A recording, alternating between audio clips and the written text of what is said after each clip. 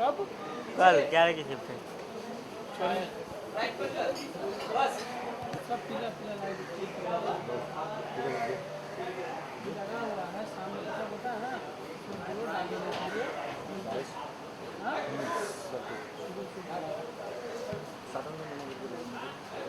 और लगाना जाएगा, छिड़केंगे। खाऊंगी भी नहीं।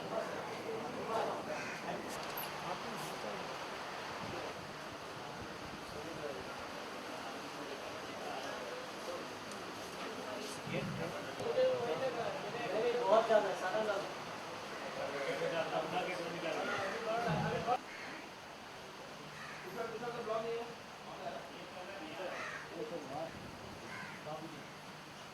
ले ले बेटा, ले ले। ये देख, टिंडे की सब्जी कितनी अच्छी बनी है, पसंद की। भाई चिड़िया घर में पका हुआ शुद्ध और देसी घी का खाना है।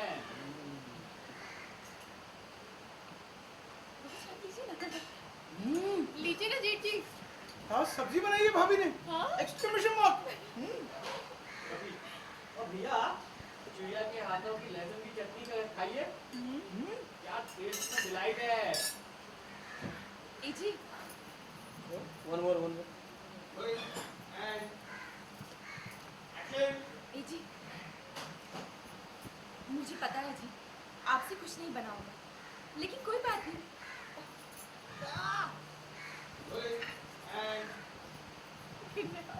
ए जी,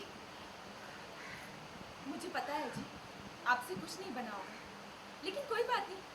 आप यहाँ बैठिए, मैं आपके लिए आपकी मनपसंद चीजों की थाली परोसती हूँ। आइए ना। हाँ, बैठिए ना जीत जी। अब ये होटल में थाली दिखाई तो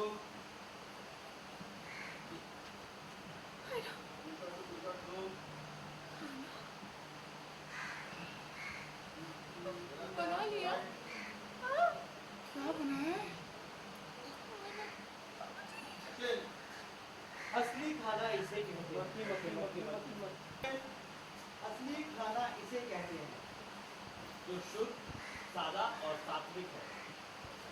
और ये खाना जो आप लोग खा रहे हैं तो सारा का सारा तामसिक पदार्थों से बना है। बाबूजी बेटा, तू यही खाना खाकर इतना बड़ा घोड़े जैसा हुआ है, और आज अचानक तुझे ये खाना तामसिक लगने लगा। बेटा, बाबूजी आप ही कहते हैं ना, जब जागो तब सवेरा। अरे एक मिनट। हाँ, ये तो एक। बाबूजी आप ही कहते हैं ना, जब जागो तब सवेरा। अरे एक मिनट। हाँ, ये तो एक महीने।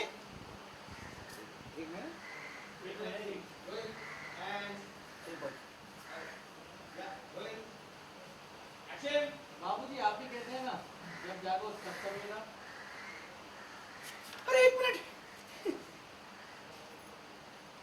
हाँ, ये तो एक महीने एक दिन पहले का मुहावरा है। Dot dot dot dot. भैया, तू नहीं समझेगा बेटा। बेटा, बाबूजी मुझे इस मुहावरे का मतलब समझ में आ गया। और देखना, एक दिन आप सब जब जागेंगे तब आपको इस मुहावरा समझ में आ जाएगा।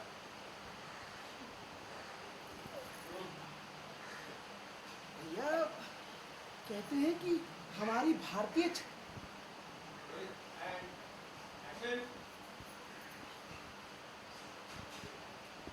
भैया कहते हैं हमारी भारतीय थाली जो है वो संपूर्ण आहार है। Full stop. पता नहीं बोलेंगे यार।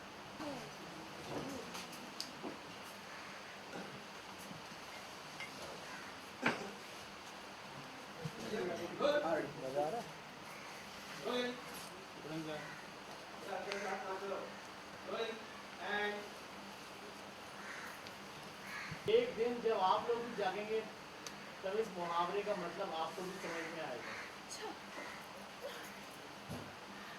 भैया कहते हैं हमारी भारतीय थाली जो है वो संपूर्ण आहार है।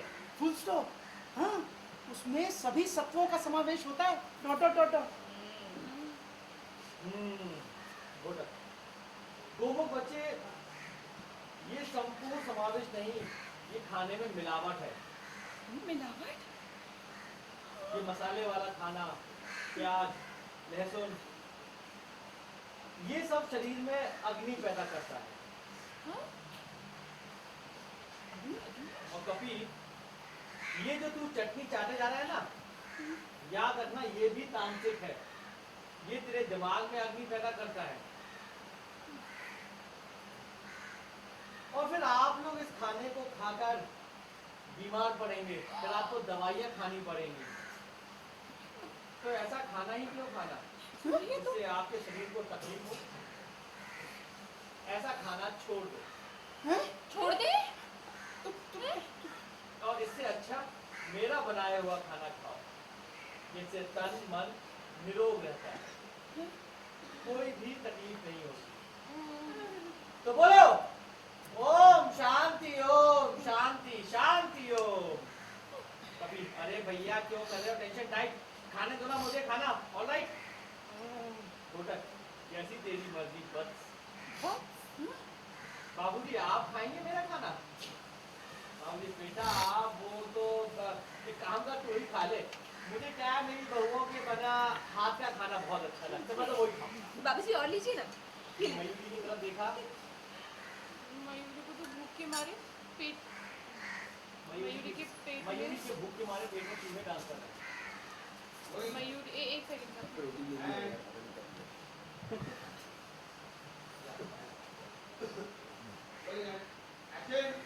आपको देखा? मयूरी के पेट में तो चूहे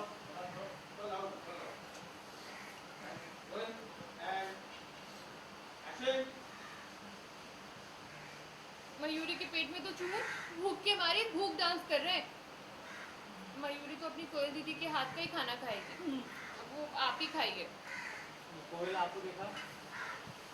जी मैंने तो अपने हाथों से खाना बनाया है, तो मैं तो यही खाऊंगी। टीची बाबू आप ही खाइए अपने हाथ का बना खाना, सात्विक खाएंगे। आपको देखा सुनिए? मैं भी इसी में खुश हूँ। सबको सद्बुद्धि दे शांति और फ्यूजन बाबा। तो बोलो ओम शांति शांति ओम। ये बैठ गए, देखिए ये बैठ के देखिए वो 5 जन खड़े हैं थाली के चारों तरफ, हाथ जोड़ के प्रार्थना कर रहे हैं।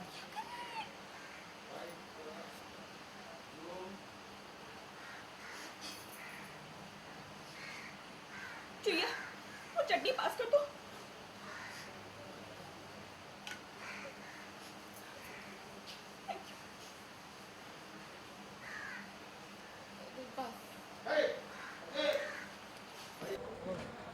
तो घोटक जी आपने जो फ्यूजन बाबा का हार पहना है, तो हाँ। क्या इससे आपकी समस्या हल हुई है? कुछ आपको फ़ायदा हुआ है इससे? हाँ देखिए, मन को बहुत शांति मिल रही है। ऐसा लग रहा है जैसे मेरी ज़िंदगी में जो भी प्रॉब्लम थे वो प्रॉब्लम धीरे धीरे हल हो रहे हैं, सारे सॉल्व हो रहे हैं। सो मुझे तो बहुत अच्छा लग रहा है और मुझे लगता है कि मैं अब कभी भी इस संसार में वापस नहीं आऊँगा। कि आपके भैया ने जो ये संन्यास लिया है तो कितना शॉकिंग था आपके लिए? सबके लिए बहुत शॉकिंग है, क्योंकि एकदम से जब आदमी बदल जाता है कि हम दुनिया से कोई मतलब ही नहीं है, हमसे कोई मतलब ही नहीं है, अब हमारे जैसा ना उनका पहनावा रहा, ना हमारे जैसा खाना रहा उनका, तो हमें ऐसा लगता है कि अरे तो हमसे दूर चले जाएंगे। अब इस संसार एक दिन ऐसा आएगा कि वो हमसे एकदम जाके कहीं दूर चले जाएंगे, कहीं अपना आसन लगा लेंगे।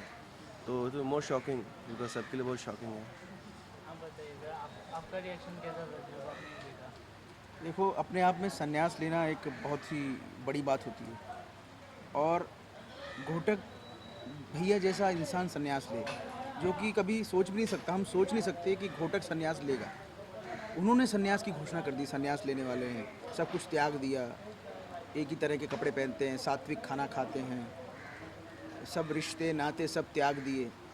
तो हम अगर समझो मैं संन्यास लेने की बात करता तो सब लोग फिर भी लगता है एक बार इतने हैरान परेशान नहीं होते, मान जाते। लेकिन घोटक भैया जैसा इंसान और बाबूजी के बाद हमारे लिए हमारे भैया हैं, तो हमको कोई भी प्रॉब्लम होती है भैया से सलाह मशवरा करते हैं, भैया से राय लेते हैं और वो सन्यासी बन जाएंगे। तो कहाँ ढूंढते फिरेंगे राय लेने के लिए उनको? हमारा कौन रहा? तो आप घर वालों का क्या प्रयास है कि क्या आपने कुछ कोशिश की जिनसे संन्यास को? कोशिश कर रहे हैं। देखो, सन्यासी का मतलब क्या होता है? कि सब कुछ छोड़ देना, खाना पीना और जो भी ऐशो आराम की चीज़ें सब छोड़ देना। लेकिन वो मुश्किल नहीं है छोड़ना।